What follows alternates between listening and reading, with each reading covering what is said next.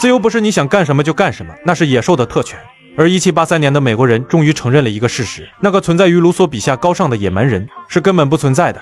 之前的他们像个巨婴，既想要国家的保护，又不想交出一丁点权利，是十分愚蠢的想法。1783年9月3日，美国经历了艰难的8年独立战争，终于成为美洲第一个真正独立的国家，但他们并没有做好建立一个国家的准备，甚至一头雾水。由于此时的美国人对于英国国王是深恶痛绝，患上了严重的君主制过敏症，因此他们在1781年炮制出了美国的第一版宪法《邦联条例》。与其说这是一部建国大纲，不如说这是一份分家协议。这个条例的第一条是本邦联定名为美利坚合众国。当时他们的逻辑是这样的：为了防止再出一个骑在脖子上作威作福的暴君，我们干脆把中央政府的牙齿拔光，把他的手脚砍断。你要收税，不行，那是暴政；你要管辖各州，不行，那是独裁。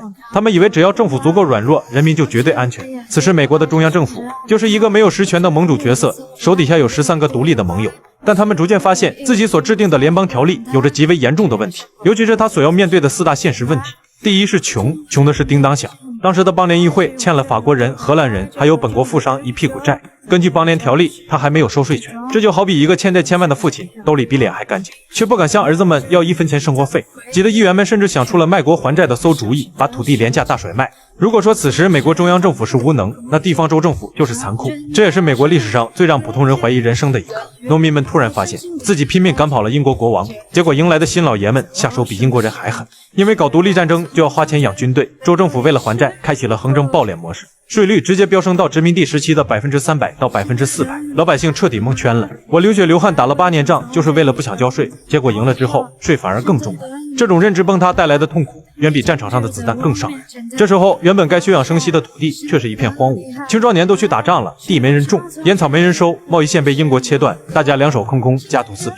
此时美国联邦政府说别怕，我们有钱，于是他们印发了大陆元，这玩意儿在当时就是个笑话。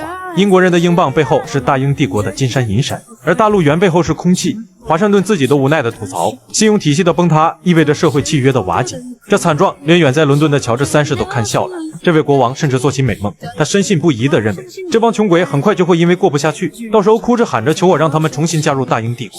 然而美国人第二个要面临的现实是外交极度混乱。对于当时的欧洲列强来说，美国就像一个拥有13个脑袋的怪胎。当时马萨诸塞州的代表格里议员就说，今天我们美国的问题难就难在我们既不是一个国家，又是一个国家。第3个问题就是内政，这13个兄弟刚把英国人赶走，转头就开始了窝里斗，斗完之后又没法解决。当各州州长找到华盛顿时，他也很绝望，因为根据邦联条例，虽然议会可以评判各州的矛盾，但是必须是本州愿意接受调解结果，就等于脱裤子放屁。我要是愿意妥协，我还跟你把什么？所以此时的美国人甚至有点怀念他的英国爸爸了。以前有纠纷，国王一句话，谁敢不听？现在自由了，没人管了，这就让美国陷入无尽的内斗当中。接下来第4个问题更是头疼，就是过度的民主。各个州的选民有的甚至投票给一些提议自己印钞票的精神小伙，只要我们印足够多的钞票，就可以还债，可以买房子，可以娶老婆，什么问题都可以解决了。结果是可想而知，造成严重的通货膨胀，钱完全不值钱。遇到这样的问题，大多数农民感到愤怒，但他们是真心的以为所有这一切都是商人在捣鬼。为什么就不能按照原来的价格交易呢？很明显，这就是过度民主所惹出来的祸端。像这种类似的问题，在美国刚建国时是频频发生。在历史上有一个专用的名词，称为多数的暴政。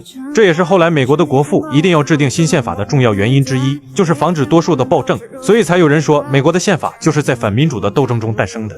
到了1786年，美国已经立国3年，大家的日子是越过越苦，问题是越来越多，大量的农民处在破产的边缘。不过再穷的地方也有富人，一些商人官员和英国人暗中开始走私，变相抬高物价，囤积居奇，发了大财。就在这样的背景下，1786年，刚刚独立的美利坚合众国爆发了历史上著名的谢斯起义。谢斯是独立战争的上尉，为了活下去，他被迫卖掉了拉法耶特将军赠送的佩剑。那把剑曾刺穿过英军的胸膛，如今却只能换几袋面粉。当一个国家逼得英雄卖掉勋章来填饱肚子，这个政权的合法性就已经归零了。于是谢斯起义了，这不是野心家的阴谋，这是一群老实人被逼到墙角的嘶吼。起义军达到了15000人之多，中央政府一边假装谈判拖延时间，一边等着资本家的雇佣军来收割人头。这场蔓延全美的暴动终于像一记响亮的耳光，狠狠抽在了华盛顿和开国元勋们的脸上。谢斯起义不是孤立事件，当时很多州都发生了政府和农民的激烈冲突。仅弗吉尼亚州1年就爆发了155起大规模的武装抗税冲突，双方死伤惨重。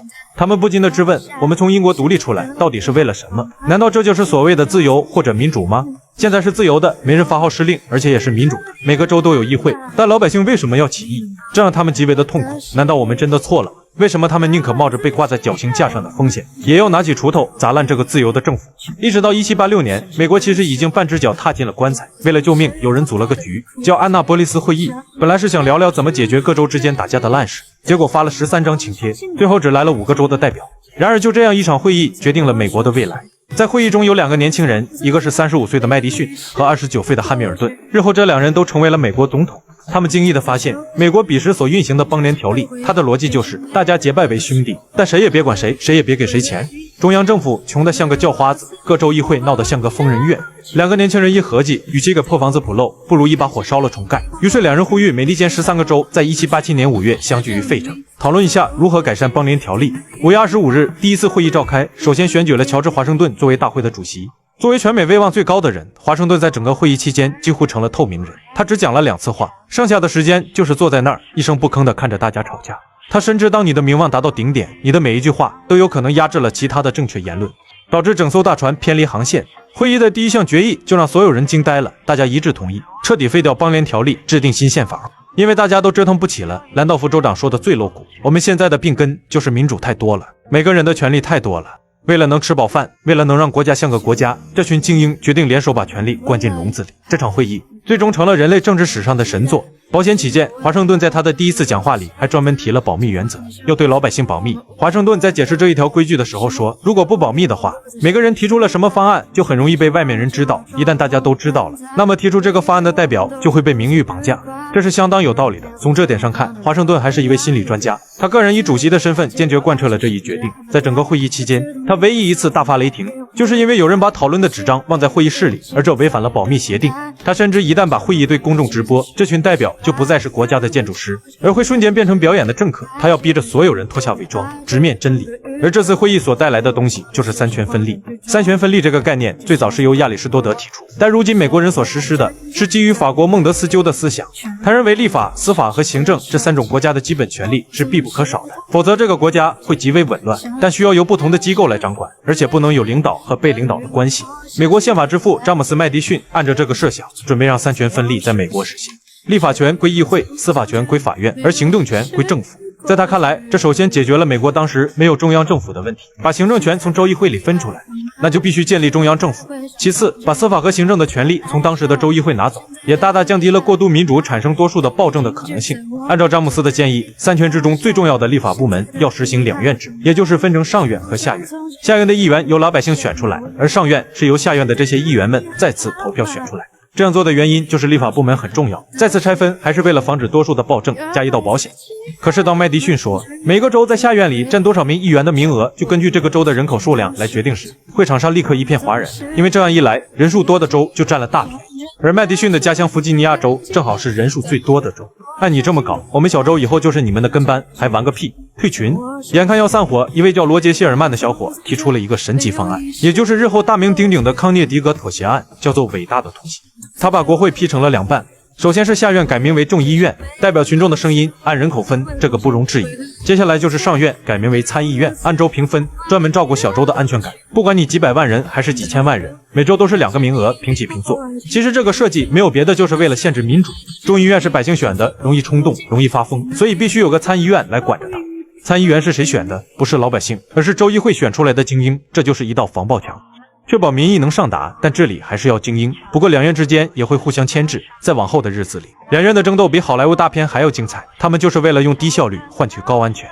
一个法律想通过，必须众议院也就是百姓点头，外加参议院也就是精英点头，效果就是任何一方想立法都极其的艰难。美国人认为做不出决定比做出错误的决定要好。接下来整个大会围绕着新的秩序如何建立讨论了很多问题，包括政府、总统如何选举、行政权，全方位的讨论，足足开了110多天的会议。所以像后来一些拉美或者非洲国家，他们照抄美国作业，他们就玩不动，甚至玩出灾难，因为他们只抄走了美国的骨架，却没法复制美国当时特殊的土壤。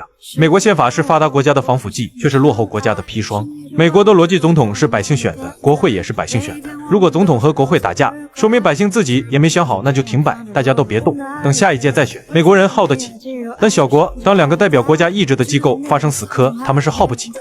在美国，裁判是时间就是等再次选举，而小国的矛盾等不到明天，通货膨胀、饥荒、暴乱迫在眉睫，唯一的裁判只剩下坦克。在议会制国家如英国，首相搞不定议会就下台换人，这是软着陆；在总统制国家，总统和议会谁也干不掉谁，最后只能军队进场，这是硬着陆。最重要的一点是，没有中产，你就很难用美国这一套。1787年的美国虽然有穷人，但主体是拥有土地的自耕农和商贩，这群人最怕什么？怕乱，所以他们愿意用妥协来换取秩序。小国的悲剧就是社会结构通常是极度的两极分化，极少数的寡头和绝大多数的赤贫底层。寡头只想要特权，不想妥协；底层只想要面包，不想听废话。他们会绕过复杂的宪法程序，直接对底层喊话，把那些富人都挂路灯，钱就是你们的。在极度贫困的土壤里，长不出三权分立的果实，只能长出魅力型精神小伙。